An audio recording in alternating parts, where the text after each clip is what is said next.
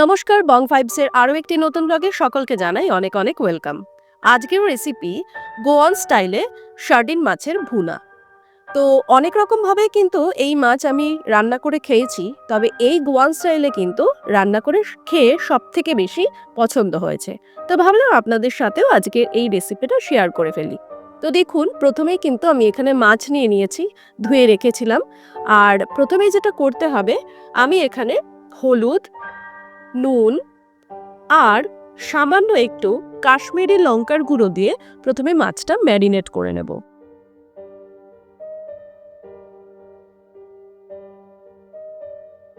ম্যারিনেশনের সময় কিন্তু সামান্য পরিমাণে সর্ষের তেলও ব্যবহার করবেন, তাহলে পরে এর ফ্লেভারটা তো বেশ ভালো হবেই, আর মাছটা ভাজার সময়ও কিন্তু খুব একটা ফাটবে না।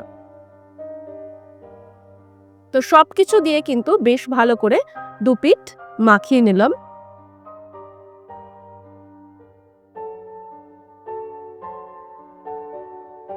মাছটা আমি ম্যারিনেট করে 10 থেকে 15 মিনিট মতন রেখে দিয়েছিলাম। এবারে কড়াইতে নিয়ে নিলাম সর্ষের তেল। প্রথমেই মাছগুলোকে কিন্তু আমাদের ভেজে নিতে হবে।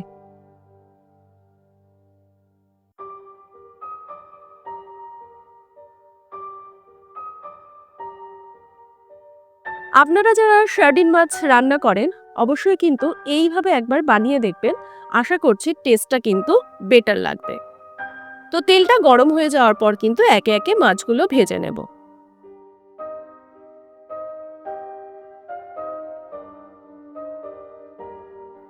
সত্যি কথা বলতে, এই রান্নাতে কিন্তু আমি কোনো রকমই বাটা মশলা ব্যবহার করিনি। সমস্তই খুব চটজলদি যাতে হয়ে যায় সেইভাবেই রান্নাটা হয় আর কি। তো সমস্ত কিছু কিন্তু কুচনো অবস্থাতেই আমাদের ইউজ করতে হয় এই রান্নাটা করার জন্যে। তো মাত্র 10 থেকে 15 মিনিটেই কিন্তু একদম কমপ্লিট।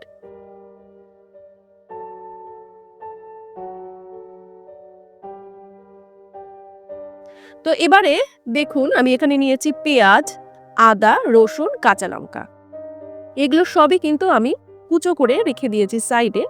এবার ওই তেলেই সামান্য আরেকটু তেল অ্যাড করে আমি দিয়েছি এখানে ফোড়নে শুকনো লঙ্কা, দিয়েছি আমি এখানে কালো সর্ষে, আর দিয়েছি কালো জিরে। এটা কিন্তু অবশ্যই ফোড়নে ব্যবহার করতে হবে। আর যেটা মাস্ট সেটা হচ্ছে কারি পাতা। বেশ খানিকটা পরিমাণে কিন্তু কারি পাতা এতে ব্যবহার করতে হবে, তাহলে কিন্তু এক্স্যাক্ট যে ফ্লেভার সেটা আসবে। এবারে আমি এখানে দিয়ে দিলাম কুচো করে রাখা পেঁয়াজটাও। তো প্রথমে কিন্তু ফোড়নটা আর পেঁয়াজটা একটু ভালো করে আমাদের ভেজে নিতে হবে। কাঁচা লঙ্কাটাও দিয়ে দিলাম। এবারে দিয়ে দিলাম আমি এখানে লম্বা লম্বা করে কিন্তু আমি কেটে রেখেছিলাম রসুন, সেটা। আর আমি এখানে দিলাম 1 থেকে 1.5 চামচ মতন কুচো করে রাখা আদা।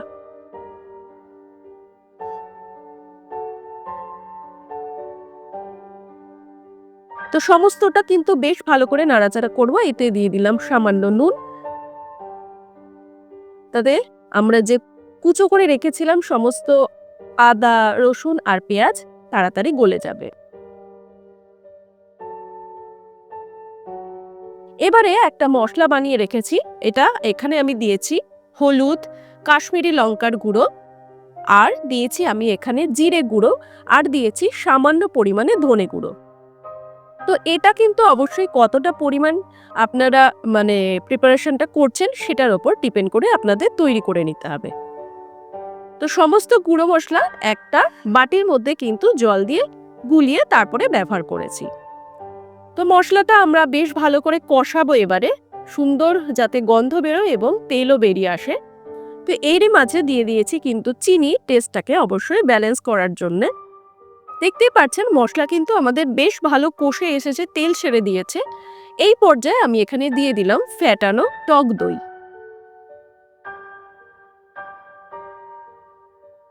তো দইটা কিন্তু বেশ ভালো করে ফেটিয়ে নিয়েছি।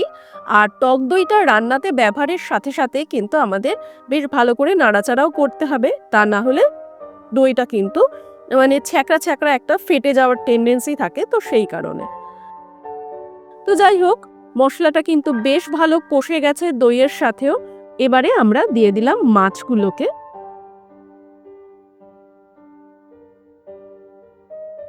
মাছগুলো কিন্তু এই মশলার মধ্যে দিয়ে বেশ ভালো করে আমাদের দু পিঠেই কিন্তু নাড়াচাড়া করে নিতে হবে, যাতে খুব ভালো করে মশলাগুলো মাছের সাথে লেগে যায়।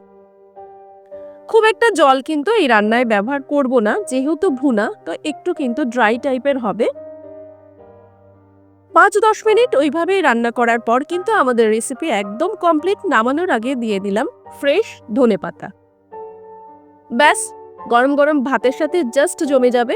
আশা করছি আজকের রেসিপিটা ভালো লেগেছে। ভালো লেগে থাকলে কিন্তু অবশ্যই সাবস্ক্রাইব করবেন আর পাশে থাকা বেল আইকন প্রেস করে নেবেন। আমার ভিডিওর নোটিফিকেশন আপনারা পেয়ে যাবেন।